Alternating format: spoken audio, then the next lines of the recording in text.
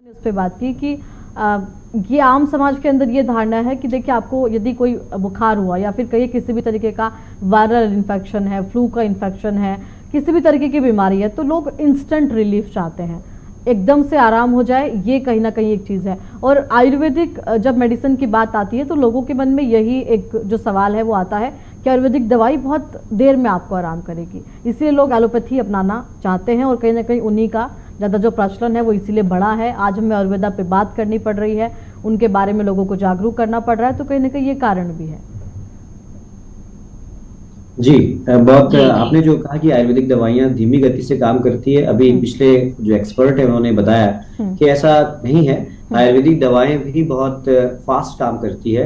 हमारे यहाँ तो दवाओं के गुणों में ही बताया गया कि वैसी दवाएं सबसे अच्छी है जिसकी मात्रा कम दी जाए, जो बहुत तेजी से काम करे, जो लेने में अच्छी हो और जो अच्छी तरह से पच जाए। ये औषधि की गुण बताए गए। तो ये तो कहना बिल्कुल सही नहीं है कि आयुर्वेद की दवाएं धीमी गति से काम करती है, मतलब बहुत स्लो फार्माकोलॉजिकल एक्शन होता है।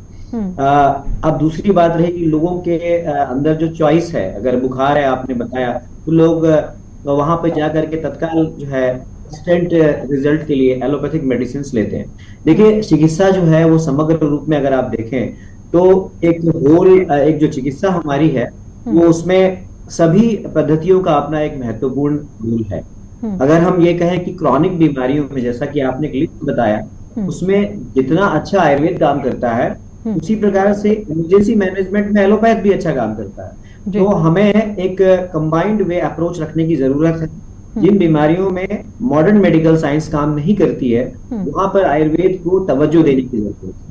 और आज के समय में कोविड के बाद आपने देखा होगा कि दुनिया ने इस बात को एक्सेप्ट किया है। आज की तारीख में लोग आयुर्वेदिक लाइफस्टाइल, आयुर्वेदिक दिनचर्या, आयुर्वेदिक ऋतुचर्या और आयुर्वेद को समग्र रूप में अपना रहे हैं। इम्यूनिटी को बढ़ाना ही नहीं बल्कि जीवन को लंबा करना, जिसको हम कहते हैं कि लाइफ स्पैन कैसी हो, सुखायु की बात करते हैं, यानी अच्छी लाइफस्टाइल को को मेंटेन रखने के लिए भी आयुर्वेद का बहुत बड़ा रोल है। जिसमें आप जान रहे होंगे कि पूरे भारत में हेल्थ एंड वेलनेस सेंटर्स खुल रहे हैं।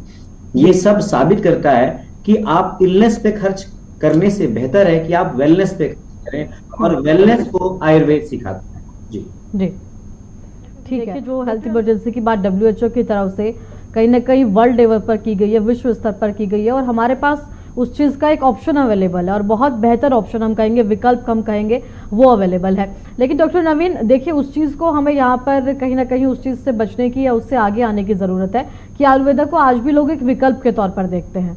कहीं ना कहीं जो मेन स्ट्रीम है, हम कहेंगे कि चिकित्सा का, औषधि का, उसमें आयुर्वेदा को लाने में भी गवर्नमेंट काम कर रही है जाहिर तौर पर। पिछले कुछ सालों की अगर हम बात करें तो बहुत चीज़ें बढ़ी हैं, बहुत सारे मेडिकल साइंस के अंदर आप कहिए, मेडिकल कोर्सेज आप कहिए, जो यूथ है उसका भी इधर रुझान बढ़ रहा है।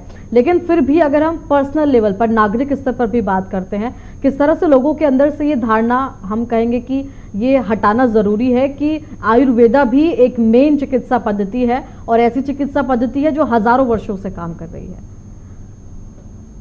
देखिए, विकल्प तो सभी चिकित्सा पद्धतियां विकल्प है रोगी के सामने, वो कहा जाता है। बात रही कि प्राथमिक चिकित्सा जो है या उसके फर्स्ट चॉइस ट्रीटमेंट के हिसाब से आयुर्वेद को बनाने के लिए, तो इसके पीछे अगर आप देखें तो बहुत पुराना इतिहास है जब राजाश्रय मिला आयुर्वेद को। लेकिन आज के समय में आयुर्वेद को पूरा राजाश्रय मिल रहा है, मीन्स गवर्नमेंट का सपोर्ट मिल रहा है। और आज देखिएगा आप कि आज की तारीख में लोगों का रुझान भी बढ़ा है और आज लोग स्वयं आयुर्वेद का इलाज, जैसे पंचकर्म चिकित्सा, जैसे आप कहेंगे मर्म चिकित्सा, जैसे हमारी जो रक्तमोक्षण चिकित्सा, इनको लेने के लिए आ रहे हैं लोग। आप जहाँ शल्य तंत्र की बात करते हैं तो शल्य चिकित्सा में हमारे पास गुदारों का बहुत बेहतरीन इलाज है, लोग उसके लिए चॉइस करके आते हैं। आज की तारीख में लोग विकल्प, सभी चिकित्सा पद्धतियां वैकल्पिक है आज की तारीख में। लोगों के पास एलोपैथ भी है, लोगों के पास आयुर्वेद भी है, लोगों के पास होम्योपैथ भी है, योग भी है। हम जो रोगी जहां जाना चाहे वहां जा सकता है। इसीलिए आयुर्वेद को ही केवल वैकल्पिक चिकित्सा कहना सही नहीं होगा।